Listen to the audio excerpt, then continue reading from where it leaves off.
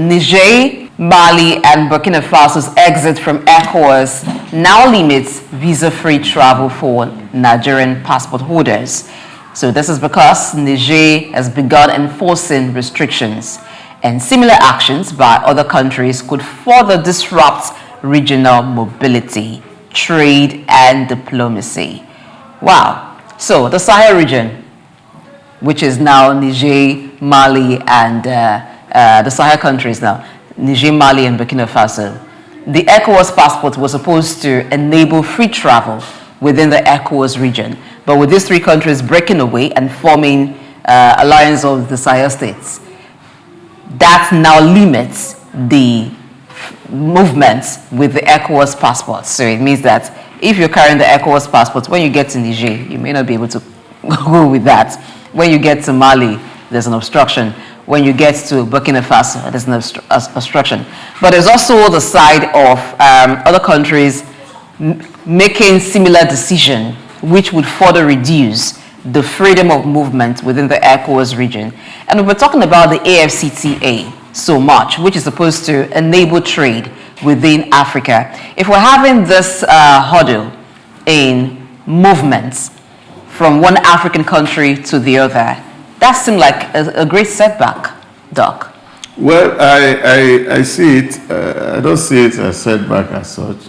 I say when a child suddenly enter into the bush and find a tuber of yam inside the thick forest, you say to the parent, let everybody be eating their meal. You know, and I think that is what it is. I think Niger need Nigeria more than we need them. And that is the thing. We have played a lot of big brother role for that country. You can imagine that Nigerians said today, all the Nigerians here, go back to your country and go and take Can we even identify them? We can identify them. How much of them can we identify? Aside looking at physical features. Because we can identify them. How are they able to identify us? So if they can identify us, we can identify them. Because people have, you see, if we want to say, okay, we want to be retaliatory, they will pay more price as it is. And I think the junta is still enjoying the exuberance of what you see people who are looking for hope actually wants and say, well, probably it's going to be a hope for us. I've not seen any really major change or development in this country in the last 1 year to really suggest that they are doing things that could actually make life better for their citizens. So, but I think what ECOWAS should do is they have to strengthen themselves. You see, they actually have been a pull on ECOWAS. You see, because the Francophone, they are more loyal to, they were more loyal to the French than they were. Their colonial master. To their, yes, they were to ECOWAS, as the case may be. So they were actually a distraction, major distraction in the ECOWAS group, as it were. I feel that ECOWAS should strengthen their grip.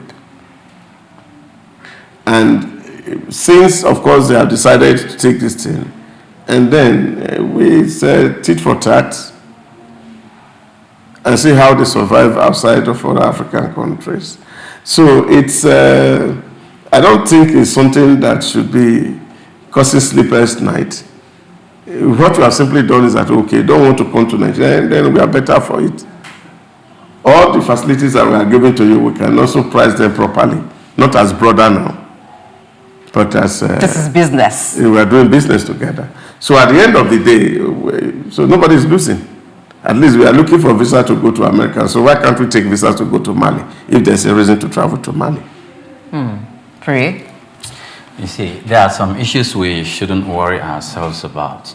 If Nigeria, with the name that we are called, the giant of Africa, for me, there is nothing that changed that name.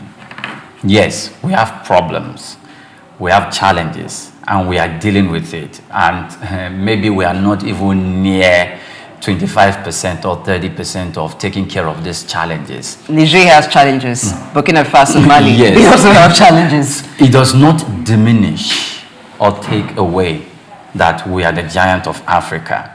We don't need to make any fuss about it. Now, it is not about Nigeria in this case. Mr. President being the chair of ECOWAS. The only thing, I think, when the whole military push happened and how Africa Union, ECOWAS were talking about, do you remember Blessing, Doc?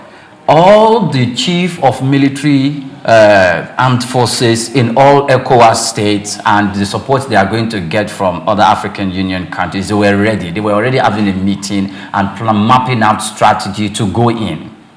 They were. And the tension was so high. Tinubu, the president of Nigeria, was just in the eye of the storm.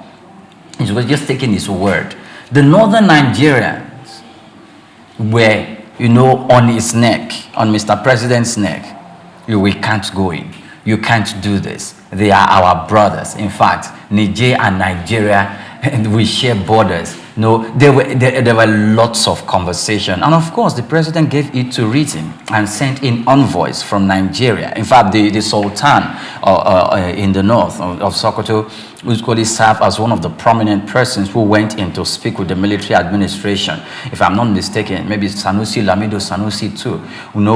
There are prominent people who went there to have conversation with the military administration. So if they are going to do this, they must understand that, look, when they were leaving ECOWAS, they said, I think it was said that the ECOWAS passport will still be used at the moment in time. It's not going to be restricted, but there is no reason to start carrying out other form of immigration restrictions because Nigerian traders are moving their goods from the border, from closed border Ilela, it's somewhere in the north.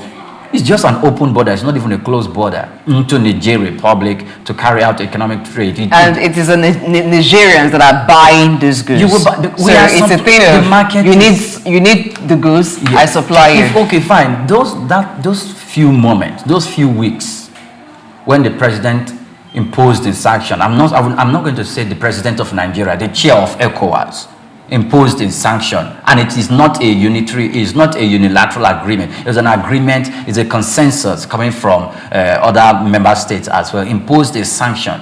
It hit hard on these countries, most especially in Niger that shares a border with Nigeria. So it will be good for them to maintain this cordial relationship, because if they take this too far or in this direction, they will be isolating themselves, and no country, no organization grows in isolation. No organization prospers in isolation. And it will be better for them to be our brothers, like the northern Nigerians were speaking to Mr. President, not to take that drastic action. Several times they have to put the military on hold not to go in. I think they should reciprocate that. I'm going to take it from the aspect of the northern Nigeria advocating for peace and trying to prevail on the chairman of ECOWAS not to take military action against Niger. So that means there's a lot of close relations between Nigeria and Niger. I asked the question earlier, can we identify Nigerians in Nigeria? Aside from some, that when you look at them, the physical features, maybe the color, the texture of their hair, tells you these are not Nigerians. For some others, you can't actually distinguish because they speak the Hausa language. And because of the closeness of these two countries, sometimes there isn't even need for the passport. Some of them that are in Nigeria that we see on the streets, I wouldn't want to say what they do on the streets, but we see a lot of them on the streets. Okay, let me even say it because it's public knowledge. You see some of them on the streets, and it's not as if they have a home. They constitute to the number of destitutes that Nigeria has. For some of them, you can't even distinguish if they are Nigerians or Nigerians. It takes close look and study to say, okay, these are not Nigerians. By the time they come into clusters and they begin to speak their language, you can say this is not Hausa language. These are not, or some even northerners around can tell you, oh, these ones are not Nigerians. So even when you talk about the passport thing, how many of them got into Nigeria with passports? Even with the ECOWAS passport. Yeah, but you see, now how many Nigerians go to Niger using passport? Because of the closeness of the borders around that area, it's just almost like you're going to the next town or you're going to the next community. I think whether or not they're coming with such statements or that's the new development in the diplomatic relations between Nigeria and Niger, there will still be this interaction because of the several years of closeness, of communal living between communities at the border of Nigeria and Niger. At the same time, I would also want to say that where there is no fight, to instigate fights will not be in the favor of Niger. Because after the ECOWAS thing, Nigerians still treated them as you're part of us. There was no form of hostility showed. So to be hostile towards the rest part of Africa as if your grievance is with Africa, it will be an undoing. You are just three nations put together. I don't see how the three of you can survive without the rest of Africa. So to make the rest of Africa as enemies would not be wise. So I think that the Sahel states, Niger, Mali, and Burkina Faso should have a rethink in the way and manner they communicate, in the way they treat fellow Africans. Because if we go to the bottom of this issue, there was coup in Niger not because of other African countries. Yeah, but Mali and other countries wasn't because of African countries. You should understand the sentiment. It's simple. In the whole of Africa, they're the only people wearing uniform to govern. Which is right now, which seems an aberration globally. So they are like men with leprosy that are not admitted into the community of men because people feel that countries should go beyond really having to be governed by force, especially in 21st century. So it's out of fashion. What these guys are doing is just perpetuating themselves. Initially, when the convention started, they said, oh, well, we didn't like the way politics was going. We want to stabilize the system so that we can hand over to the civilian government. So if you remember within ECOWAS, what that means is that the pressure to hand over will be high. These boys have tasted the apple of power. And that is what it is. They have eaten that apple. The forbidden apple that Adam ate in the garden. And living... But what was Eve that gave them that apple in this case? I'm just joking. Please go on. So, leaving office now is going to be difficult. So they have to come up with yes. any form of ploy. Anybody who will make it or put pressure on you to leave, you are finding a way to block out everybody. But I think it's going to be short-lived. Because if at the end of the day, the people are not getting value for their lives, they will revolt. Somebody who is younger than him in the army too will come revolt, yes. And then, of course, you find that it will be not good for anybody, really. Okay. But the system itself will vomit them at the end of the day, because if they are not as popular as they should be, of course, there will be an open protest. We can't kill everybody to govern. So you get to that point where your society too will force you out of government. I think what they should be doing is finding ways to add value to the lives of the people and reduce the element of force in governance so that people can be given freedom of expression, freedom to live their lives without necessarily becoming an obstacle to public okay. I think the way they're going about it is very typical of military regime. That's why it is said that even the worst of democratic rule is better than military rule. Because the approach a military regime would take is very different from that which a civilian regime would take. By the nature of a military regime, they are hostile in nature and they're very forceful. Because this decision that they're taking, is it a well-carried decision? Do their citizens want this to happen?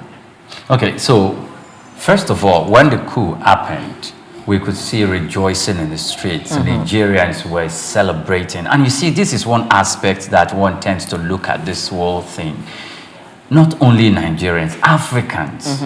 Our expectation of the governing elite is very high. And when they fall below that standard, they will go for any other alternative that is available. And it is dangerous for the political elite. And so they need to... And also dangerous for the people. For the interest of... So even if they can't meet the standard, they just need to make sure they set a standard that the people can say, okay, we can make do with this, because it gives hope that better things are going to come ahead. That's one aspect I want to look at it from. On the other aspect, I want to look at it from economic development and business-wise. Doc, now that there was an analysis being given that at the moment in time there was 17 African countries or 17 countries that Nigerians can go to without visa. But these 3 countries that are pulling out, the Sahel countries, since they are leaving, and Niger is beginning to implement or to bring out a form where immigration laws are being tightened and Nigerians will be restricted. Some of the people that spoke in that report were traders. And they were beginning to, to give out how it is, blocking their trade and hindering their businesses from shipping goods and products from Nigeria border crossing to the Nigerian border. If this is going to impact the economy, the market is in Nigeria.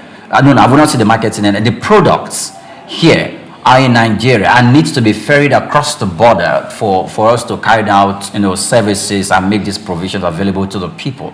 If that is stopped, or there's a restriction that hinders the free flow of trade between both Nigeria and these 3 countries, it's going to tell on employment, it's going to tell on businesses, and the government will have another issue to deal with. Now, it's also going to tell on Nigerians, because these goods can't cross. And if they are going to cross, the government will be considering if it is going to be a reality tariff on these 3 states. You see, the thing is, if you look at ancient history, what you find that how nations fight those days is that they build a siege around another city. If you want to conquer a state, you build a siege around it. You don't even need to enter. After a certain time, when food is no longer entering and food is not coming out, there will be implosion.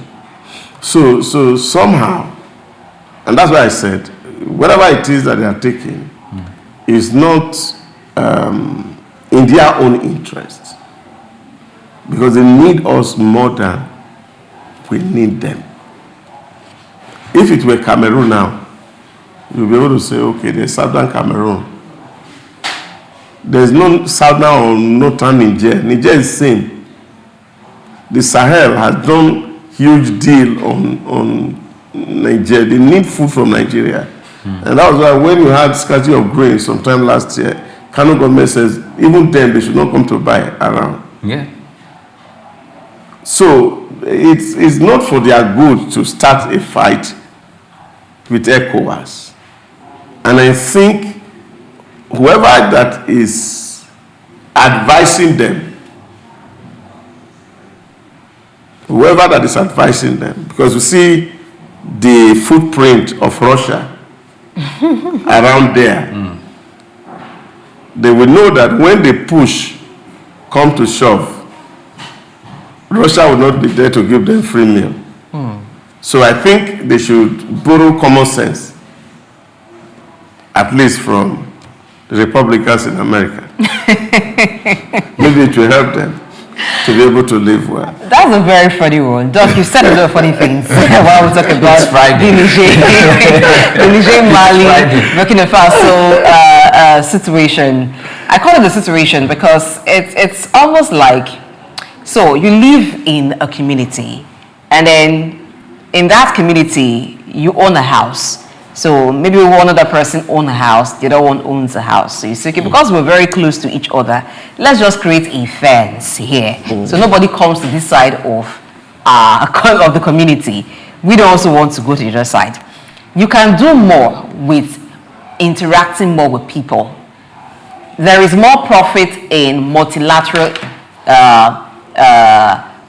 cooperation than you saying we want to be everything to ourselves. My question to Niger, Mali, and Burkina Faso is that, are you saying now that you would not have, or your citizens would not have need to travel to those other ECOWAS countries? So they too will need passport. So it's 3 versus the rest number, where the others just need 3 new passports, 1 to Mali, 1 to Niger, 1 to Burkina Faso. You'll be needing maybe as high as 14. So you will do more work in trying to cope with your new decision than other persons would trying to adjust to your new role. So I think there shouldn't be shallow reasoning in this. It shouldn't be a thing of you are scratching too much and then you're bleeding because you have an itch. So there should be some sense in calculating this. What do we stand to gain? What do we stand to lose? Let bygones be. Because even ECOWAS had reached out to say, well, maybe the approach we took in the first place wasn't the way to go. Can we make amends? Can we reason this out? And then you blocked out all forms of negotiation, communication. I think it should be time for DJ and the other countries to think about what they stand to lose. Part of the reason why gas, liquefied natural gas, and petrol became expensive in Nigeria at the time was because some dealers found that it was more expensive in Niger. And so they were smuggling it out of Nigeria because they were making more returns there. So if you even block all of this, it gives the government a good chance to say these things that you're taking out, that's not even enough for our people in the first instance, take it back. So it means those goods that were going out of Nigeria to Niger, if they are coming back into Nigeria, we will have more. And maybe the prices of goods and services may just reduce. So Nigerians will be the better for it at the end of the day. So I think it is enough wisdom given out to these 3 countries. They can now count their teeth with their tongue and know that the yam that they've seen in the forest will not be enough for them to eat, to say to their parents, eat yours, let's eat ours. We're all Africans, and speaking in proverbs and then idioms is it's an African thing. So we've spoken to each other this way. I think that the understanding is very clear and we know what to do henceforth. But I think to all Africans, we should embrace trade, we should embrace relations with each other more. Allowing some foreign country come in between us will not do us any good. We're better together. We're better doing business, trading with one another, than creating unnecessary restriction to the flow of business and interactions amongst Africans.